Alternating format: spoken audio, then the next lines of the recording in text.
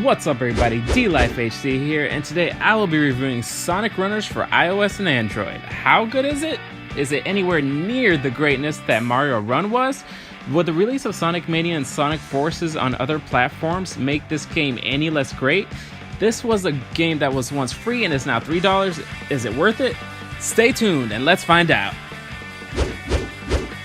First, let's discuss modes. There's only one mode in this game, and that's story mode. So let's dissect the amount of levels and worlds the game has and the amount of character customization and power-ups that we can acquire. There are a total of 4 worlds. Each world has about 12 levels each, 10 regular story levels and 2 bonus levels. There are a total of 9 characters. Each is a different type of character with different strengths.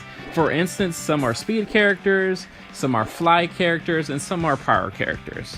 Each can be used to get through different types of levels in different types of ways. With the amount of characters that you unlock, you can upgrade them based on the amount of coins you attain in each level. You can also unlock buddies who help you increase your power-ups in many ways. Last but not least, you purchase booster items. These items let you increase the amount of coins that you collect, cover pits with springs to prevent you from falling, and invincibility, which lets you remain invincible for a certain amount of time. Each of these power-ups has a certain amount of time that it lasts, depending on how much you upgrade your player and how many buddies you get. With that said, let's talk about controls and gameplay. The controls are very simple. You tap once to jump, tap 2 to 3 times to either double jump or fly or dash, depending on the character that you have. So yeah, it's a really simple game in terms of controls. So let's talk about gameplay. Honestly speaking, the gameplay is fun at first. You get a lot of speed and you pick up coins and all that stuff. But as you get through the game, it gets a bit monotonous. I'm not gonna lie, I didn't play the full game. I got tired of it halfway. I feel like it needs a little more depth.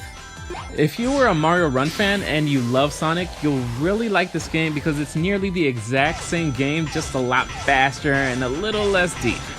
That got me to thinking, can we stop with the runners? Please, please! I'm just done with it. It's kind of played out on mobile. Honestly, it's a 2D side-scrolling platformer. Those have been proven to work with on-screen controls on mobile, so just do it. I'd love to be able to control the player on my own.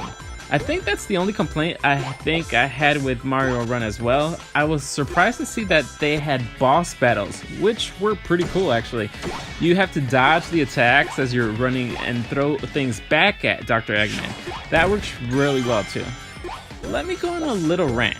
The other reason why I think I don't like this game as much is because every other system got Sonic Mania and Sonic Forces, and all we get is a flippin' runner. I'm not gonna lie to you guys, I was really excited to hear that another Sonic game was coming to iOS, but then when I started playing it, I was like, another runner. This would have been perfectly fine, I think, if it would have come before Mario Run and before Sonic Mania. I think this is the main reason why I'm docking it a bit. It's just improper timing. Up next, design and graphics. First, let's talk about interface design. It's great, and honestly, I wouldn't expect anything less from Gameloft. Back in the day, they used to release so many premium games on iOS, like Nova and Modern Combat. Back in the early days of iPhone, they would charge a premium fixed price for those games. I think like $10, and there were no in-app purchases. That was a beautiful time. When you enter the game, you're met with the Green Hill world, and it's easy to get around. Just tap the level that you want to go to. It also has arrows that you can use to toggle through worlds. It has the My Team button on the top left-hand side that's really visible. And once you're in there, you can upgrade your booster items and buddies easily with sliding panels. I think that's a nice touch, so you can concentrate on just one at a time. You can easily swipe through characters, and the buttons are all very responsive. Everything that has a coin next to it is upgradable, so that's a really nice indicator. Let's talk game graphics. Once again, the graphics are pretty nice. I mean, it's Gameloft. They're a huge mobile games company. Although, I do feel like the graphics are a little more cartoonish than something like Sonic 4, which is where I think they might have drawn inspiration from. They also look a little wax-like, I don't know, but that does bother me a little.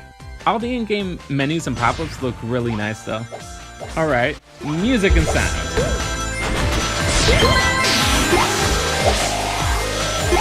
The music is a really decent copy of what was in the old games with a little of a more modern twist. I honestly have nothing to complain about that. It's very Sonic-like and it fits the game perfectly. Now, what's not very Sonic-like are those sound effects, especially that jumping sound. It's a really weird sound and nothing like the originals. It's kind of like this closed up, tinny sound. It's just weird and I don't like it. Especially since it's a Sonic game, because of its history, you're used to the sounds of the classic Sonic games, and that's why it sounds so out of place. Last but certainly not least, story. Even though story is not really part of this game, since it's mainly a runner/platformer, let's get into the part I did play. The story starts with Sonic talking to Tails about how they're in separate parts of the island and that someone, I'm guessing Eggman, has kidnapped all the animals. Then he talks to one of the little animals and asks where Tails is and if it's seen Tails anywhere. Then Sonic says, I hope he saves Sonic some action. Really, Sonic? We're speaking in third person now? That's how cocky we've become, I guess. Then Sonic talks to the bird again and finds out that they've taken the animals somewhere to turn them into robots. Then he starts on his mission to track the robots. He then starts finding clues on where the robots are and tracks them down.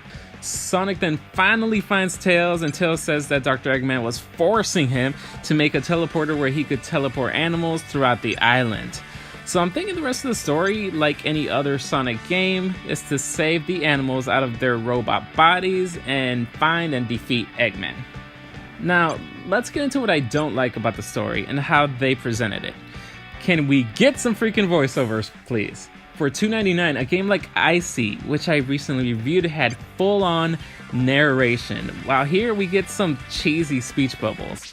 They probably couldn't get decent voice actors for each character that could play it close enough to the originals, so I understand, but it's still very missed. All in all, I personally can't recommend this game. I didn't really enjoy it very much, or at least not enough to finish the game. Now, I will tell you who this game is for. This game is for those who loved Mario Run, aren't tired of runners, and weren't expecting a game like Sonic Mania. If you fit into these categories, I think you'll enjoy this game. Because I didn't personally enjoy it, I can't give it my full approval, but I also can't say it's a bad game because it's not. It's a decent game that's catered to fans of runners like Mario Run or Temple Run. It's got decent graphics and decent platforming elements, and $2.99 is not a bad price. So final verdict, this game has the privilege of getting the first D-Life HD meh rating. Alright, my beautiful peoples, thanks for joining me. Let me know by commenting below if you agree with me or my opinions. If you like this video, remember to smash that like button because it really helps me out a lot. I'm also adding Amazon affiliate links in the description for things like Steam, Apple App Store gift cards, and Google Play Store gift cards, just in case you plan on buying this game or other games and you need a gift card. For every purchase that you make, I get a little bit in return, and that helps the channel out a lot. If you want more content like this, remember to subscribe because I release mobile game content like this pretty often. Love you guys and peace.